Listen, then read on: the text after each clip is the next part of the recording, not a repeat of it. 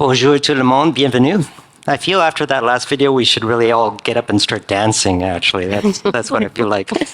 C'est un réel plaisir d'être ici avec vous. Je m'appelle Naser Faruqui et je suis directeur éducation et sciences pour le Centre de recherche pour le développement international, ou CRDI.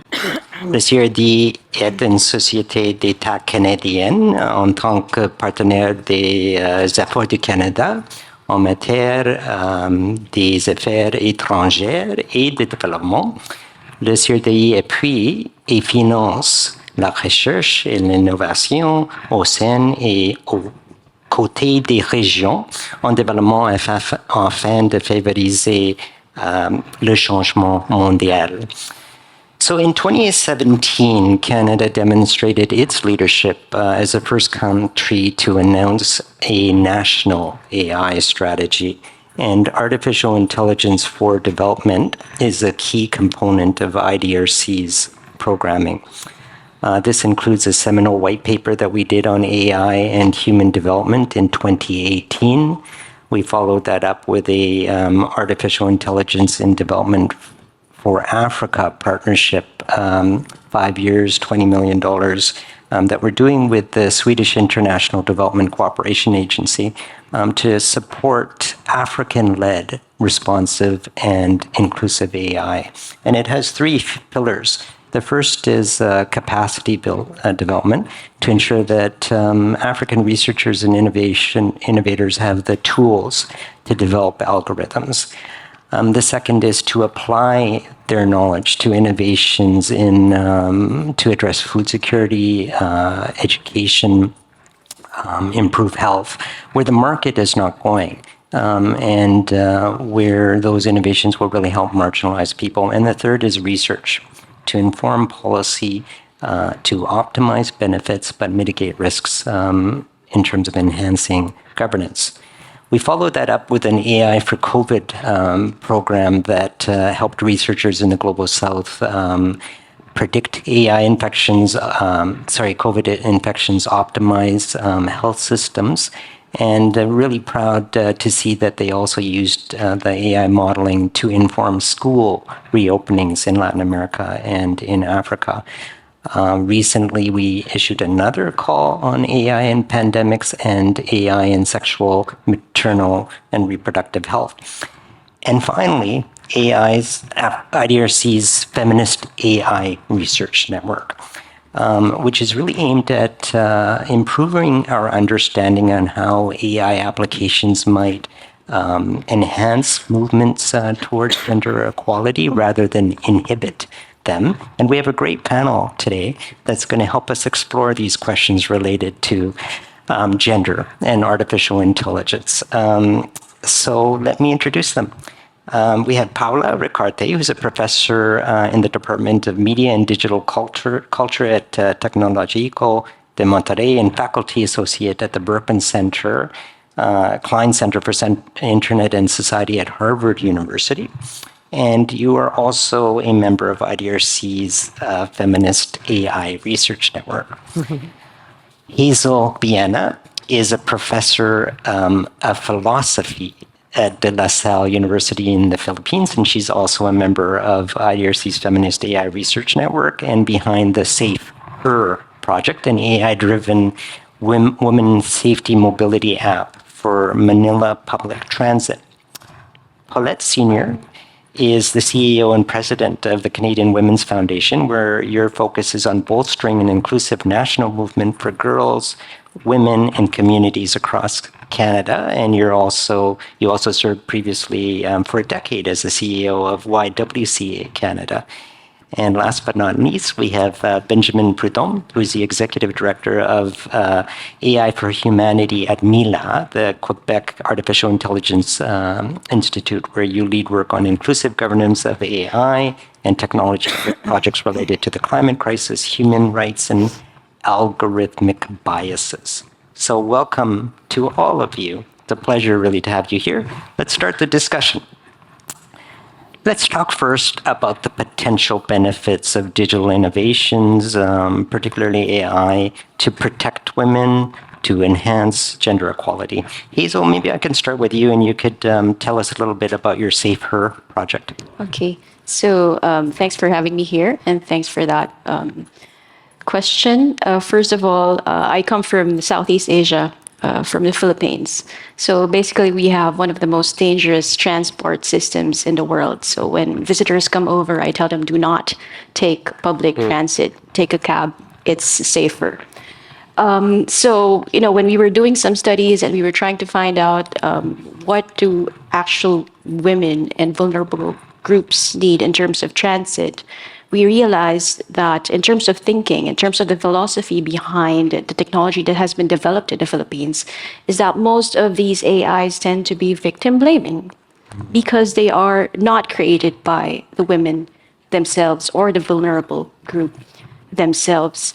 So what we decided is that we went to the grassroots level, we talked to survivors of violence in transit, and we tried to see how AI could actually help deter these types of violence. So in terms of benefit, I think that AI can serve as a way to make vulnerable groups safer and make them more empowered.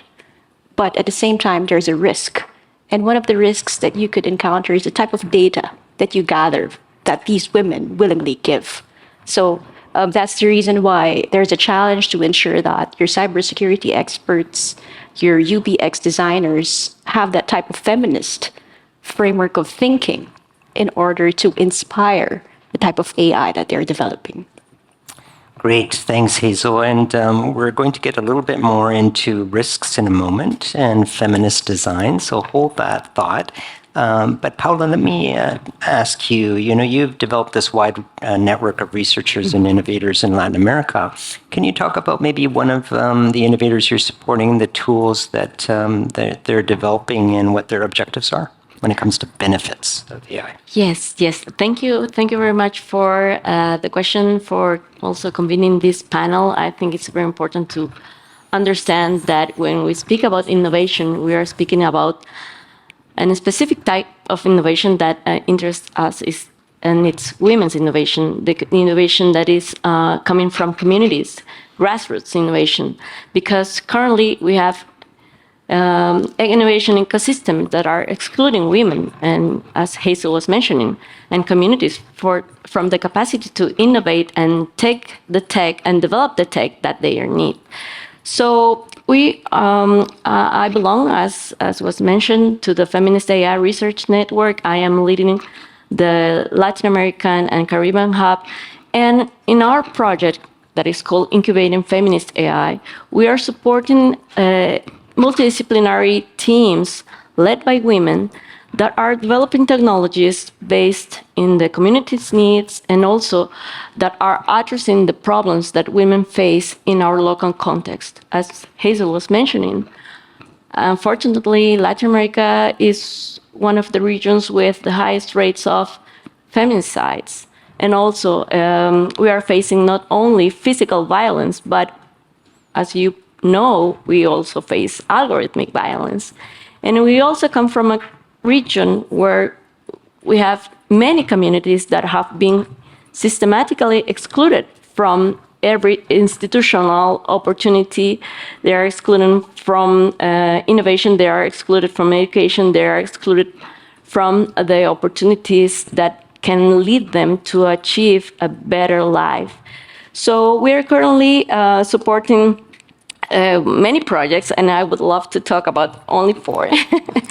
AIDIA is a project developed by Fundación Vía Libre in Argentina. So it's an NLP tool that can be used to democratize the auditing of algorithmic biases in Spanish, because currently AI doesn't speak many languages. So this tool helps to identify not only gender biases, but also class biases, professional biases. So it's a tool to understand intersectional biases in general.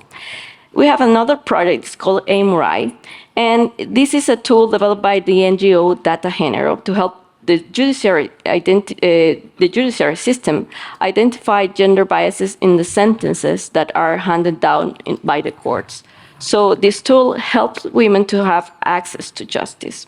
We have another tool that is developed by PIT Policy Lab. It's called La Independiente, and it's an AI-based platform to make visible the work of women in the crowd work economy.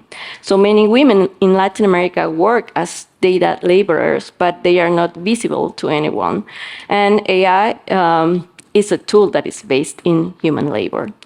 So another project is Técnicas Rudas, and it's working with an indigenous community in the north of Mexico to develop an artificial intelligence tool for water management based on ancestral knowledge and forms of community organization.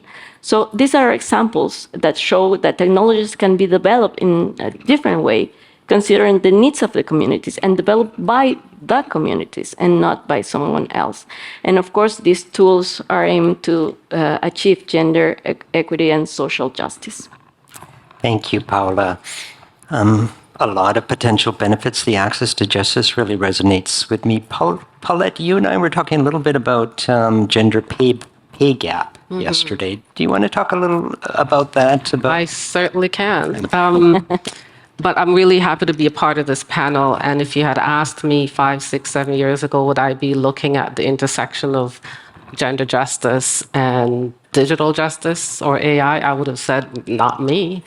But it's important that organizations like mine are part of this conversation.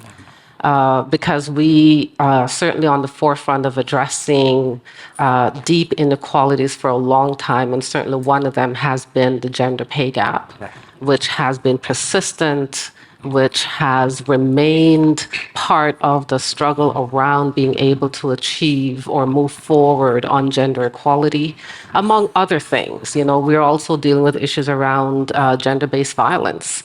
And so we see that the opportunity that AI offers is to be able to pinpoint, as an example, what are some of the areas that we could actually do further research in, but to do it at probably frightening speed compared to what we have in place now in terms of research, and be able to pinpoint exactly where the barriers are to being able to achieve or narrow the gap. And to do that in a way that is not in this sort of binary of men and women, but to do it across the intersection of identities that we know, for example, Indigenous women or racialized women experience much wider gaps when it comes to any injustice, but certainly in terms of the gender pay gap as well.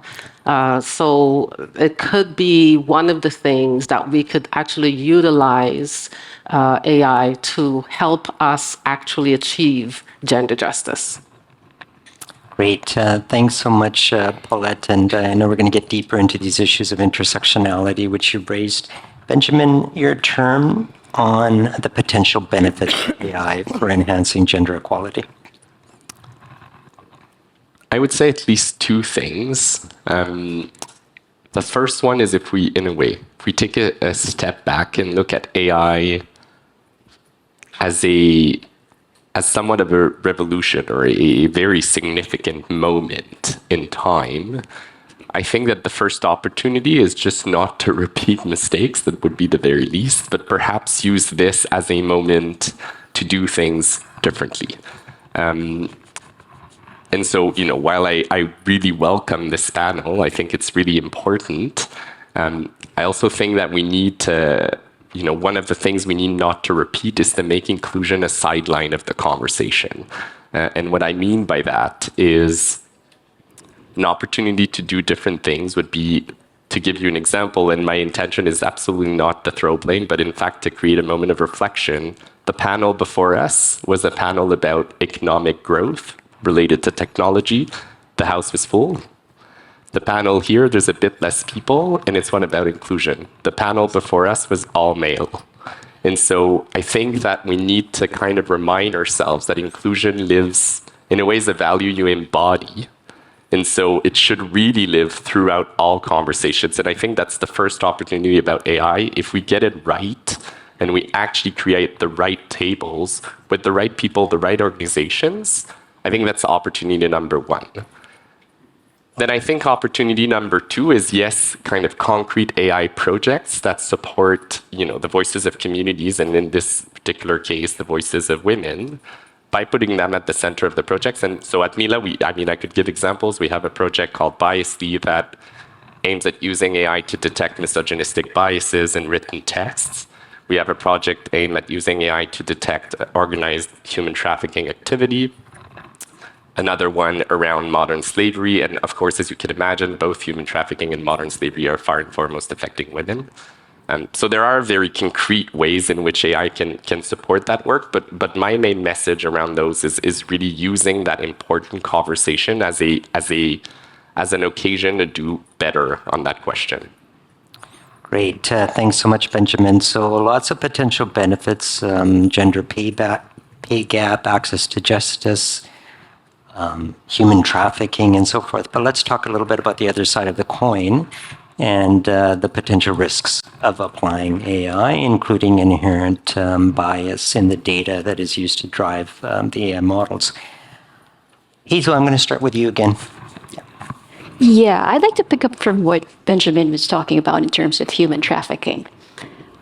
Just this morning, I read in the news that the Philippine government is planning to use AI to try to detect potential human trafficking victims in airports. So it's only now that they're discovering that AI could actually be used for that. Okay, so while the benefit of that is that you can prevent human trafficking potentially, the risk of that is you tend to implement certain gender stereotypes and profiling that is sort of a way to enforce systems of domination and power. So I think that's one of the risks. While you can prevent things, you can also reinforce things. So yeah, that's one example. Another example is I was talking about earlier with regards to the type of data that you collect from vulnerable groups. So, this is the data that they willingly give. Fine, you let them sign all these data privacy concern, tick boxes. But do they really read them? Do they really know what information they're giving? So, that type of risk is something that we should be wary of. How do we control the data? Who holds the data? Who keeps it? Who manipulates it? So I think that's one huge risk when it comes to AI. Great. Thanks, Hazel. Paola, how about you? What particular risks do you see? Well, I would say that currently AI is reinforcing, as was mentioned before, systemic inequalities. And I think that's the greatest risk, how AI is used to reinforce this historical, economic, social, cultural knowledge and also environmental inequalities. So for me, I would say that we need to prevent AI to continue being a technology of privilege. We don't need technologies that are controlled by only a few group of actors. We don't need technologies that surveil and control women's bodies. We don't need technologies that are used to monitor and profile marginalized people, like people that are, for example, refugees or people that are in movement. So for me, that would be like it's the most important risk. We need technologies that do not reinforce structural violence, and I would say that. Thank you, Paola. And I know we'll pick up some more on this issue of sort of norms and control, particularly by a few actors. Paulette, let me come to you on this question of risks. As my co-panelists speak, what comes to mind for me is that those who hold the data, collect the data, hold the data, manipulate the data, hold the power. And so what we're really dealing with here is even further deepened inequities on top of the inequities that already existed prior. So it's really replicating that, if not widening the gap in terms of the inequities.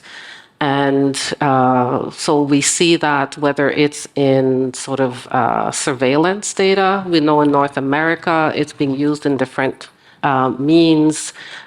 We hear in the States it's being used in terms of how judges make decisions around who gets and doesn't get bails. Pretty scary. We know what the results are. We know who are the folks that are in prison the most. It's racialized people, poor people, people with mental health issues.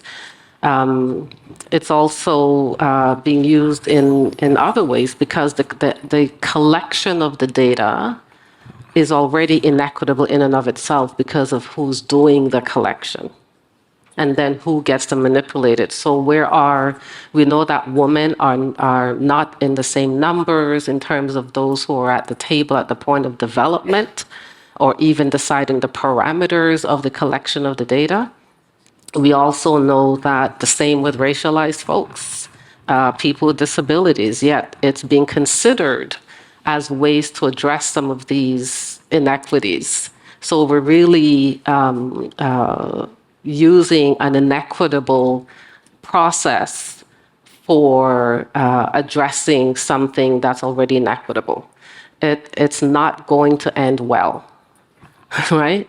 So I think the risks can become insurmountable if we are not taking stock, taking pause. I mean, those who are much more educated than the rest of the population are asking for a pause, and that causes me not just pause, but it scares the living daylights out of me.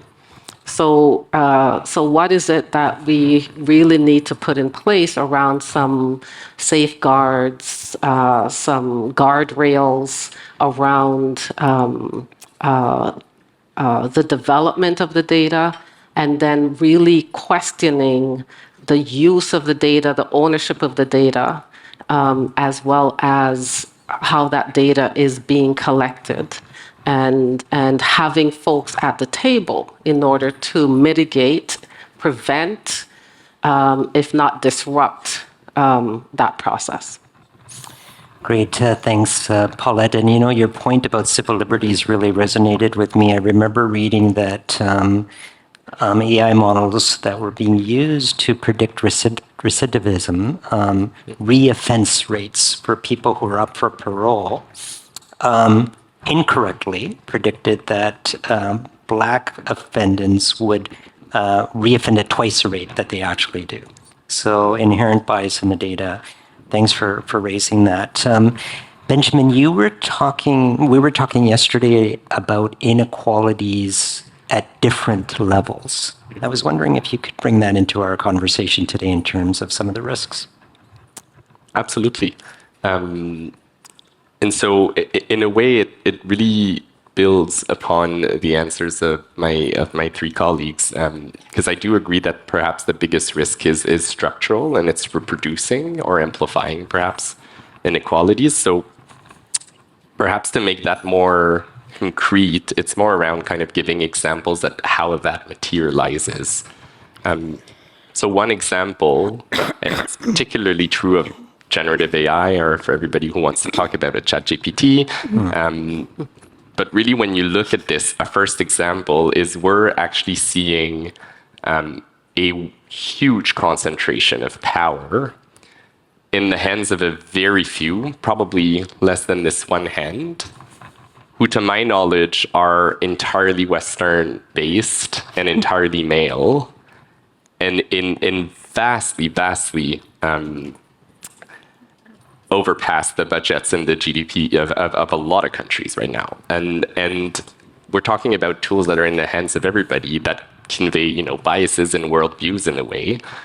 So one first issue is the immense concentration of power. First and foremost, I think that would be an issue no matter whose hands it's in. But then we also have to look at whose hands it's in. And I think we need to get a bit worried. So that's the first kind of geopolitical level. A second one that people are not necessarily aware of is how vital data is to do AI. Really, there isn't AI without data. And one of the new things with those generative models, those chat GPTs, is the quantity of data it requires. It's humongous. It requires a ton of data. And the one thing that people don't say is that while the machine learning, well-paid work happens in very few Western countries, actually the vast majority, if not the entirety of the data labeling work happens in the global South. And vastly by both racialized communities and women in particular, at rates that I think we would all agree amount to exploitation.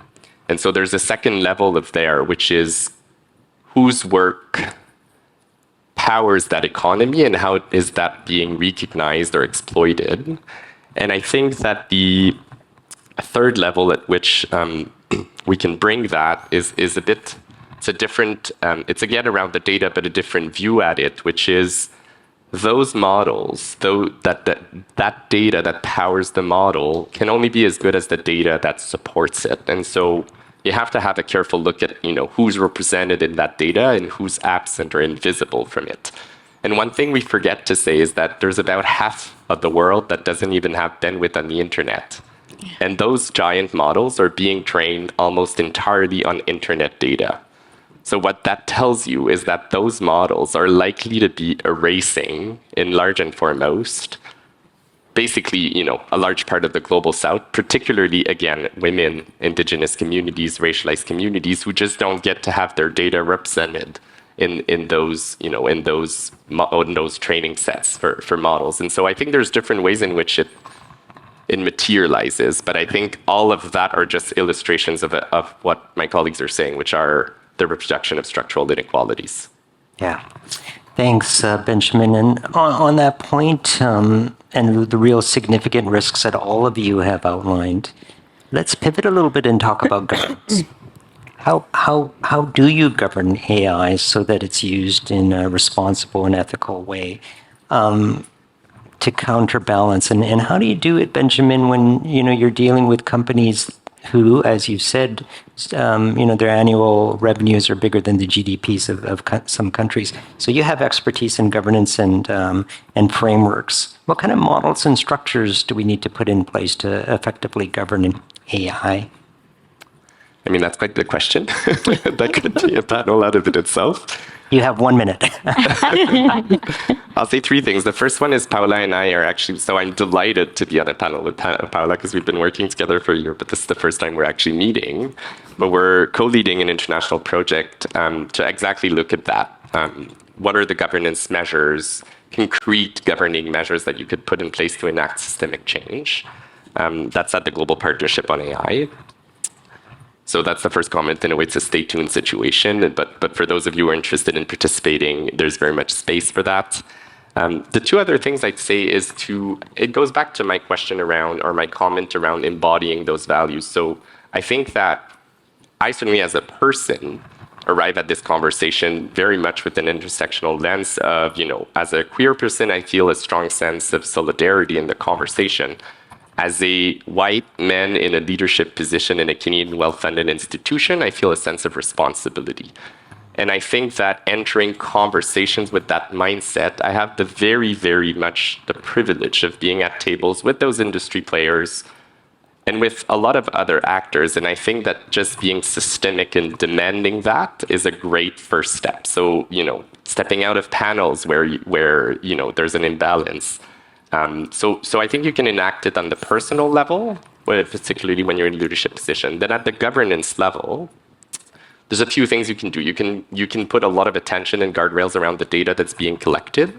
You can certainly put, in a way, obligations to not be able to deploy a model unless it's well audited and you can demonstrate that there are no biases. And I think that the overall objective, I'd say, is to really try and shift the narrative, which has been very carefully developed around what sounds to people like a choice to be made between capacity to innovate and social justice or regulation.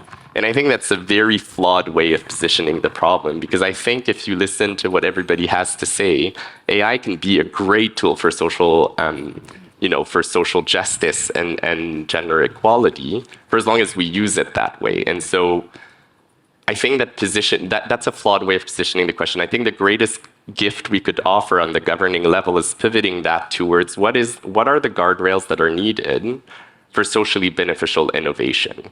And really, the innovation that don't meet those guardrails, I think, might not be worthy of exploring. And I think that on the governance level, that is the shift we need to make. Like the courage of saying it's okay to not innovate in zones that create profound structural inequalities, and to concentrate resources, powers, and at the end of the day, find funds, because that's really what it is, to create ecosystems that drive projects like those that Paola was discussing.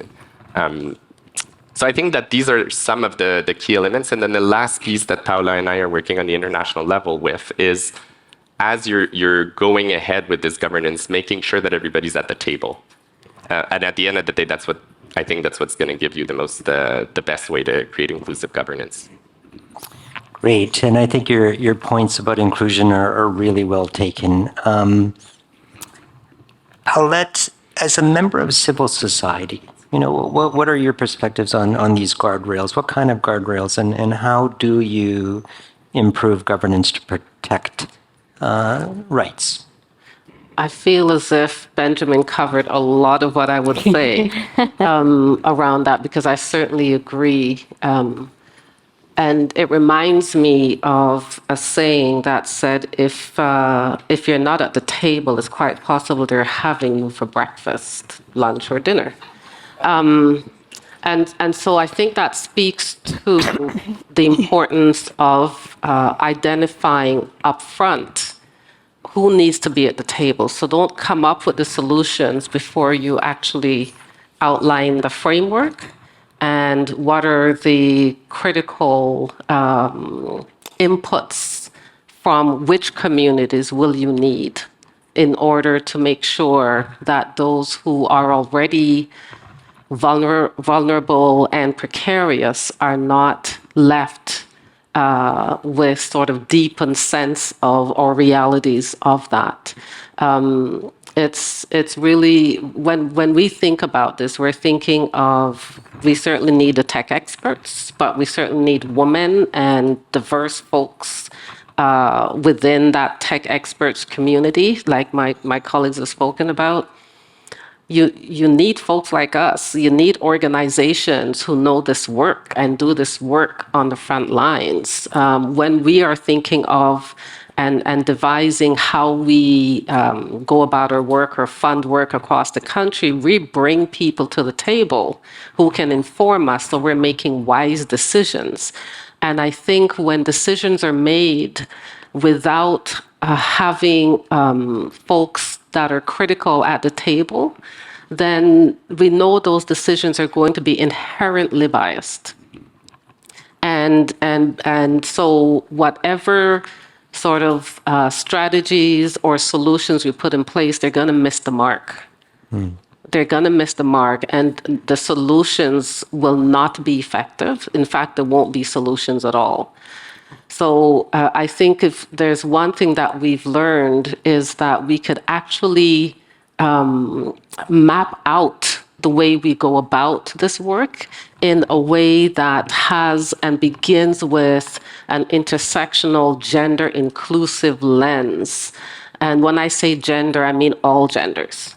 So really think through that and then be able to identify, like, what is the problem we're trying to solve before we actually come up with who needs to be at the table. Right? So I think there's so much upfront work. Can I be heard? Yeah. Upfront work that needs to be done in a responsible, accountable way to ensure that that the outcome will address the problem that we're seeing. Great, thanks. Both Benjamin and Paulette, interventions have made me think about the concept of algorithmic impact assessment. And, Benjamin, when you sort of said you have these guardrails, and then if the innovation doesn't actually fit within the guardrails, well, maybe you shouldn't develop that application. I'm an environmental engineer, and I used to do environmental impact assessments. And it wasn't just the assessment that was important, but it's, as you say, Paulette, the inclusion of who's at the table when you're presenting it, who wins and who loses, and ensuring that you have the viewpoint of everybody, particularly marginalized groups. Otherwise, you miss things because the dominant organizations and people in society are the ones whose benefits we're kind of looking at. Hazel, I'm going to come back again to something that you and I talked about yesterday, which really captured my attention, and you're smiling, the philosopher in you is smiling, because you started talking about feminist machine ethics yesterday. Can you elaborate on that? I teach ethics in the university, and one of the trending topics in my ethics classes would be machine ethics. And most of the other professors and my other colleagues in the university try to teach machine ethics as well. So what is it exactly? So it's basically a part of AI ethics, which seeks to ensure that human-made machines or AIs would eventually have a type of moral behavior. So in this case, we would refer to them then as artificial moral agents, or AMAs.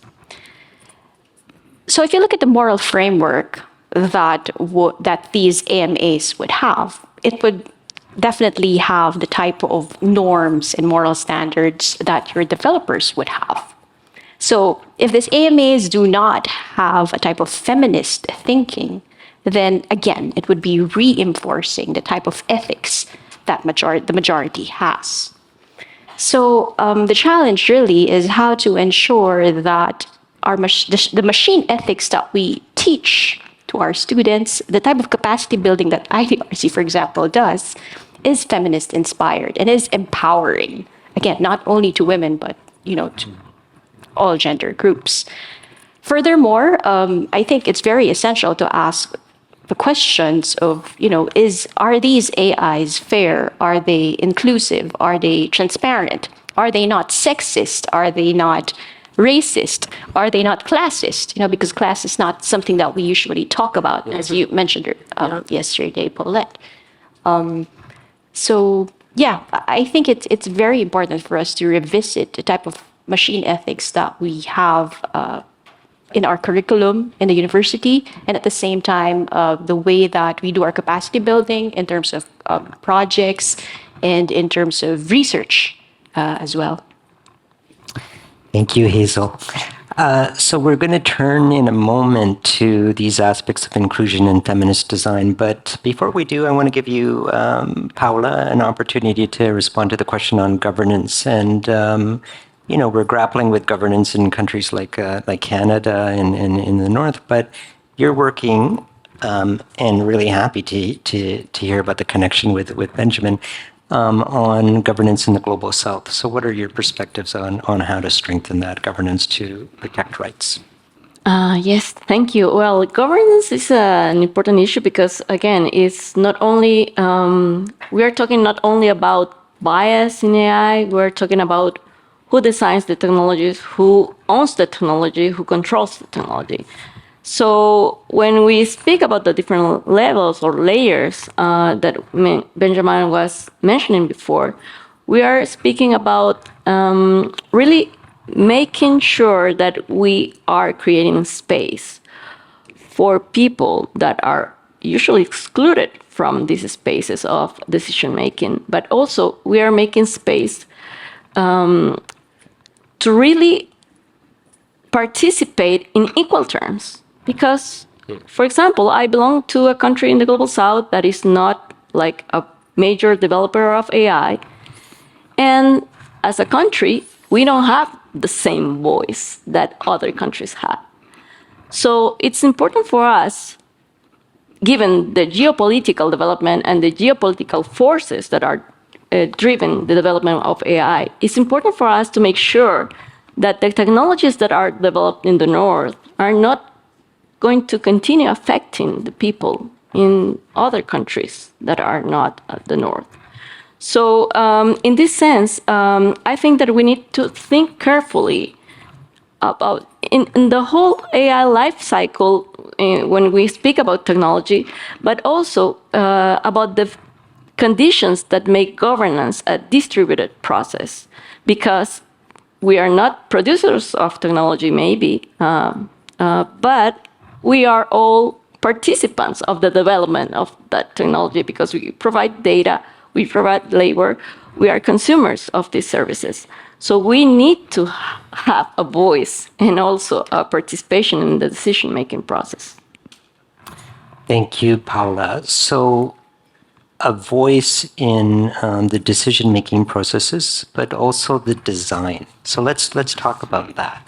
And my question is, how can we ensure that women, people of all genders, impacted communities are involved in the design and the implementation of the AIs? I'm going to ask you, Hazel, first to start. Yeah, we talked about how we should involve the communities, how we should ensure that the vulnerable, the vulnerable groups are invited to the table. If you talk to a person on the street, for example, in Manila, and you ask them about any ideas about AI, they should probably just tell you, oh, the robots that we see on movies or on sci-fi shows, but they don't really know the nitty-gritty of it, the algorithmic systems behind it, and all these things. So, it's up to those who are creating and developing AI to ensure that what they're developing is not going to be, used to manipulate people on the street. And it's very important that we also think about the type of AI that we develop. Are they actually helping vulnerable groups, or are they just reinforcing, all these, powerful corporations, to make money out of them? We should involve these people in decision making and ensure that, the AI that we develop would actually help. I think that's one of the goals of AI for humanity. As Benjamin's work has exhibited. So I think in terms of my project, that's what we try to do. We try to look at the vulnerable groups. We involve them in the decision making. We look at the women's groups. We talk to social welfare specialists, gender specialists. We involve the sociologists, psychologists. We make sure that it's an interdisciplinary or multidisciplinary endeavor. Thank you, Hazel. Quickly to you, Paola. How do we include women, marginalized communities, people of all gender, in the development of AI? Yeah, I think that we need to change the way technology is developed currently. I think that we need a cultural change and also a change in the narratives, because usually technology is thought as something very complex and something that only privileged people can do or develop. And with our projects, I think we are demonstrating that communities and women and people that are always excluded from these processes are actually very good at developing the technologies they need.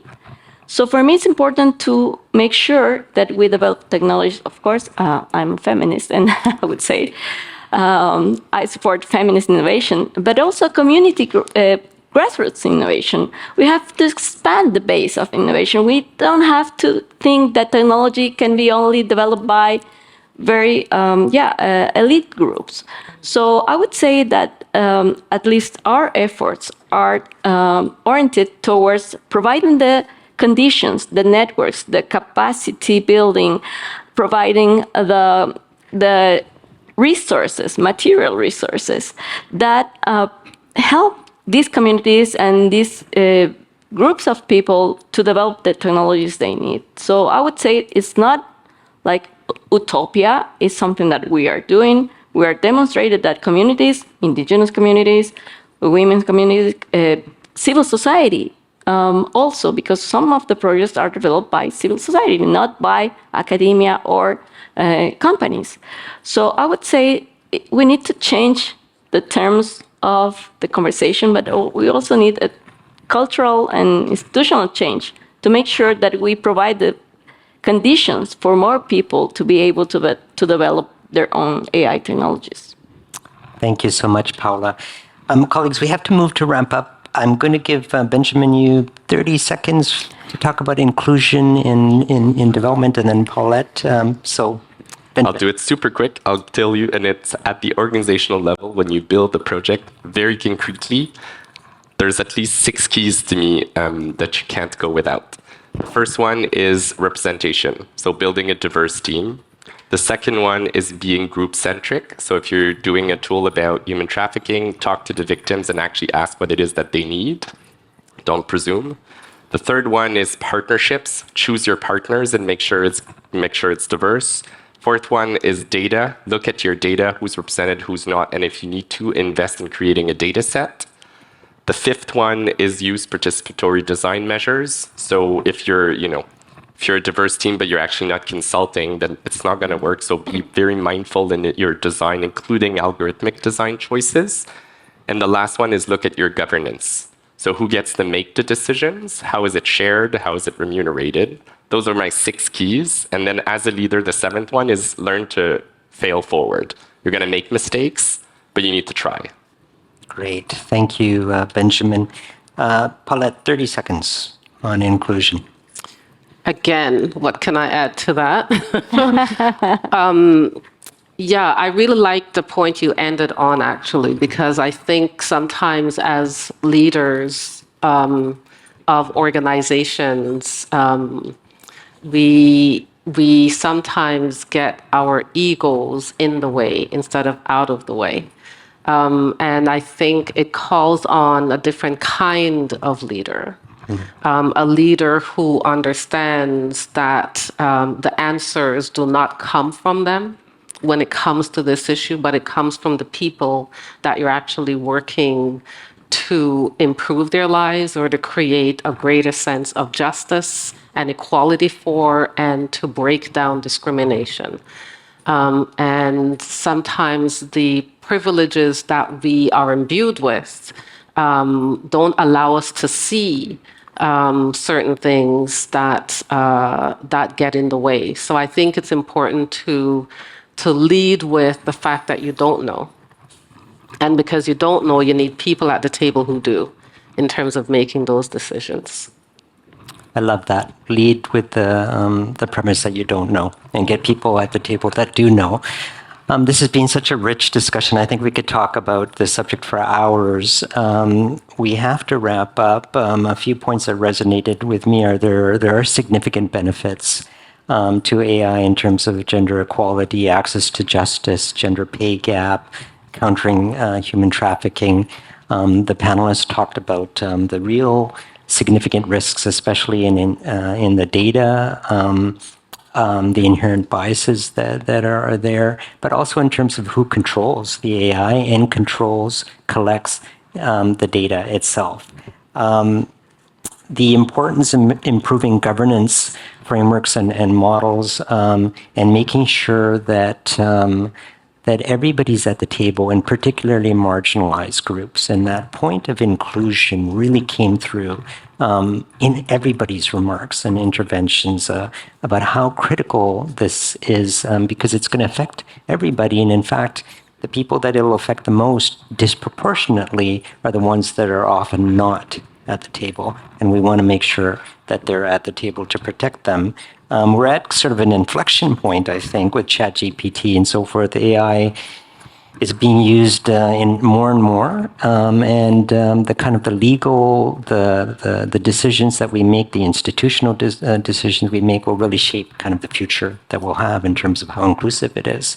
and how positive it is for people of all genders. With that, I really want to thank this wonderful panel that I've learned so much from, and I hope that all of you did. Paola, Hazel, Paulette, Benjamin, thank you so much. Thank you. Thank you.